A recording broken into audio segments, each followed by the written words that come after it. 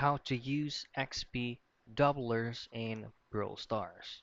The first things first is of course load up or access your Brawl Stars application. From there, you'll have to make sure that you're currently logged in with your Supercell ID. And once you're here, all you have to do is at least you'll need to have at least 25 gems for you to be able to buy XP doublers.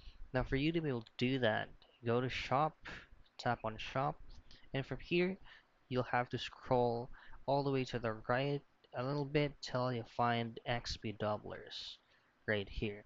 So as you can see, it's gonna cost you around 25 gems. So if you purchase one, it will automatically be activated once you are in a match. And after your match, your XP will automatically be doubled.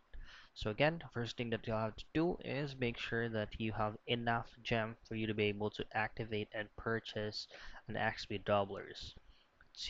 For you to activate it, you just simply start a match, and after the match, it will automatically be applied to your current XP.